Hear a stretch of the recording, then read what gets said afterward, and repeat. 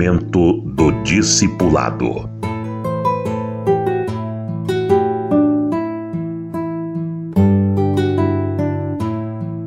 Ensinando o discípulo no temor a Deus, em especial nas áreas do sexo e da religião, da prática do culto a Deus e das atividades religiosas. Isso precisa ser ensinado. Aliás, tudo precisa ser ensinado.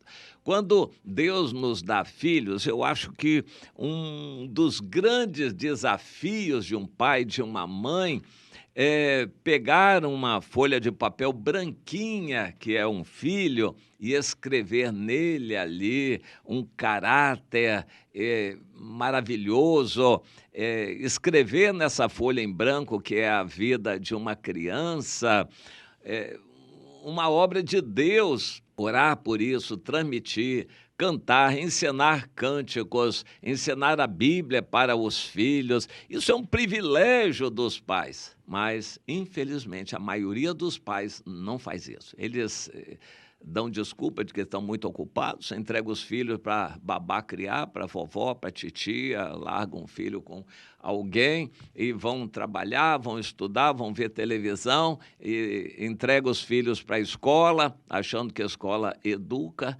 A escola não educa, ela instrui, ensina com informações, não forma o caráter de uma criança.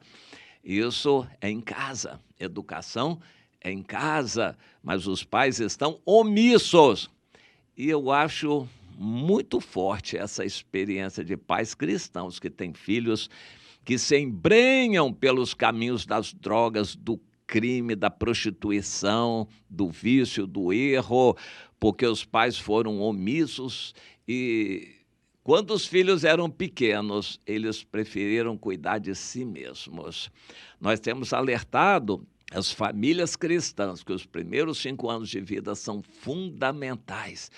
Praticamente a vida se define ali, a personalidade se forma, grande parte do caráter e a vida se define nos primeiros anos. Os pais deveriam, eu recomendo que a mãe nem trabalhe fora, se possível, para cuidar pessoalmente dos filhos pequenos. E os pais deem muita atenção, como diz a Bíblia, vivam a vida comum do lar. Quando chegam do trabalho, tirem 1 hora, pelo menos, para estar conversando com os filhos, procurando ouvi-los, ensinar coisas da Bíblia, ensinar coisas do amor de Deus. Nós devemos ensinar os filhos. Espiritualmente, nós ensinamos os filhos na fé. Quando evangelizamos, temos que evangelizar direito uma pessoa. Não devemos ter pressa de ver uma pessoa tomando a decisão pelo Senhor, principalmente se você não tem condições de cuidar dessa pessoa. Mas se uma pessoa tomou a decisão, nós temos que deixar clara que a decisão que vale para Deus é a decisão de deixar tudo do passado e do mundo para ter uma vida nova em Jesus. E essa vida nova precisa ser ensinada. Nós temos algumas áreas, principalmente para os jovens, mas, em geral, para todos que nós estamos discipulando. Na área sexual, Deus nos ensina a pureza, a contenção e aquilo que a gente vê no mundo é exatamente o contrário do que Deus quer, uma libertinagem sexual e as pessoas vivendo e falando e assistindo filmes e novelas e conversando na internet com muita liberdade de sexo. A gente deveria ser um jardim fechado para o Senhor. Temos que ensinar isso. Meu irmão, a sua vida promíscua de pecados nessa área passou. Isso foi sepultado no batismo. Agora, a partir de agora, é uma virgindade psicológica. É uma vida pura diante de Deus. Nem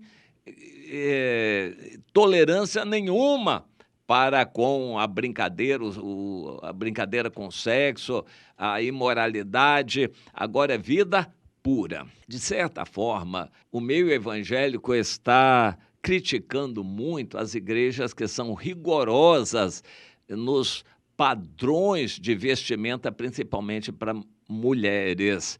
Há igrejas que obrigam as mulheres a usarem o saião, roupa bastante fechada, cabelo assim assado, e não pode isso, não pode aquilo. Essas igrejas que estabelecem usos e costumes, hoje estão sendo muito criticadas, porque está cada vez mais difícil implantar um padrão assim. No culto sentam mulheres de um lado, homens do outro, e essas igrejas muito rigorosas nessas coisas estão perdendo a força e a condição. E a Bíblia ensina que a obra de Deus não começa pelo exterior. Não adianta mudar a aparência se você não mudar o interior. Mas que existe um pouco de razão nisso, existe. Por exemplo, quando a Bíblia fala do uso do véu, a gente hoje ri. São raríssimas as igrejas que ainda usam véu, exigem que as mulheres usem o véu na igreja. Isso não é costume da sociedade, não é prática, não é moda, enfim, isso está em desuso, o uso do véu. Mas por que isto? Não era uma questão apenas de vontade do apóstolo Paulo, era um costume da época. Em grande parte, a vaidade das mulheres está no cabelo. E é quando uma mulher que não tem um cabelo tão bonito ou que ela não tem dinheiro, em geral custa caro cuidar dos cabelos, ela não tem muito dinheiro, então ela fica assim humilhada diante das outras. As outras com aquele cabelão e é tudo na moda, bonito, e elas assim balançam o cabelo e tal. A mulher que não tem um cabelo tão bonito fica assim, quietinha no canto dela, humilhada e, pois é, para não haver vaidade dos cabelos, então se usava véu. Tudo tem uma razão.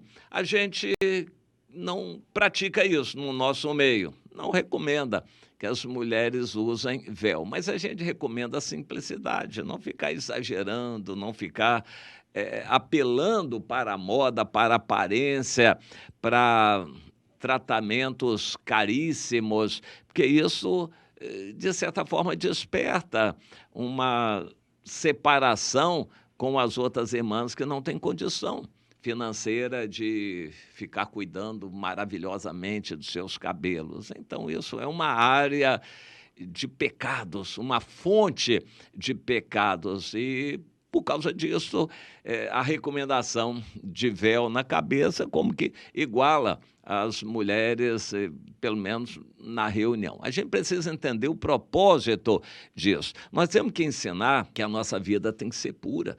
Nós não podemos defraudar o nosso irmão, recomendação do apóstolo Paulo em Tessalonicenses, defraudar o irmão de várias maneiras. Nós temos que respeitar, que valorizar os irmãos, manter a pureza, e a gente deveria ser mais um jardim fechado. Por outro lado, o apóstolo Paulo recomenda em várias epístolas, como Romanos, Tessalonicenses, que a gente use a prática do ósculo santo, aquele beijinho no rosto, o ósculo santo, que não induz a sensualidade. É uma prática, e inclusive mulheres e mulheres, homens e homens, e isso não deveria ter problema no nosso meio.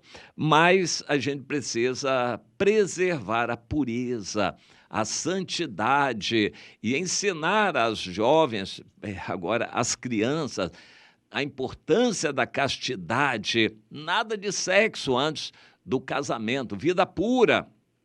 E as pessoas que já se casaram, se separaram ou ficaram viúvas, a recomendação da Bíblia é muito clara. A partir de agora, a sua vida tem que ser pura e rigorosa, não fique se expondo. Não, mas eu já sou uma mulher liberada, estou separada, estou viúva, então eu posso namorar. Não, não pode não. A recomendação da Bíblia é a seguinte: se você quiser, se case direito, esperando o sexo só para depois do casamento, mas não fique brincando de namoro. Cuidado dessas pessoas, solteiras, separadas, que estão em quantidade grande hoje nas igrejas, cuidado com a prática do tico-tico no fubá, ficar brincando de namorico, de sexo, de mandando mensagenzinha assim, assim, assado, essas terapias aí de amor, coisa parecida.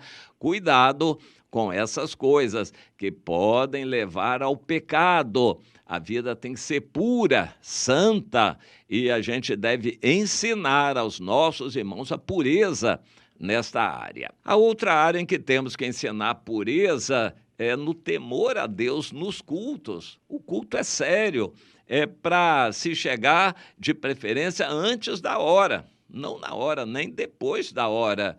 E durante o culto, não é para ficar com andança para lá e para cá, o ambiente tem que ser de reverência para com o Senhor. A gente não ficar distraindo, temos que ter uma prática melhor possível para cuidar das crianças ou separar as crianças, enfim, para ensinar as crianças a não perturbarem o culto, não ficarem andando para lá e para cá. Os pais têm que tomar conta disto.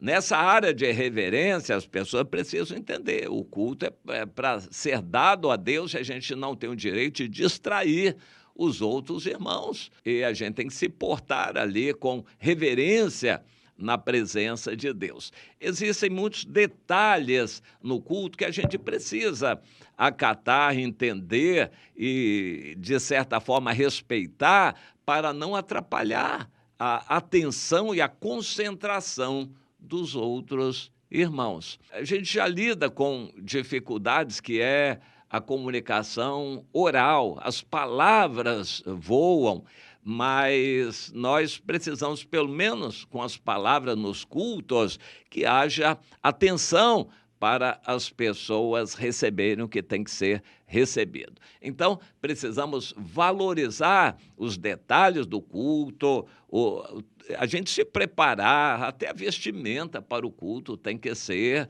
santa, respeitosa, e a nossa prática, a nossa maneira de nos portarmos nos cultos, isso é muito importante como um testemunho para os de fora.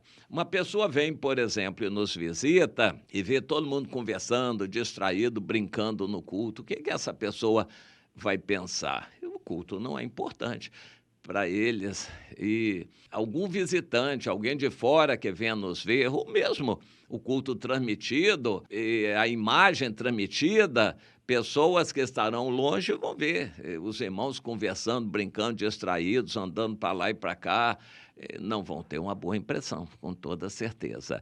O culto é para Deus, exige reverência, respeito, temor a Deus nos mínimos detalhes. E isso a gente precisa ensinar para os discípulos, assim que eles chegam, para eles aprenderem aquilo que agrada a Deus. Que você entenda isso e tenha isso no seu coração também como conteúdo para ensinar para os novos e transmitir isso para os que estão chegando agora também.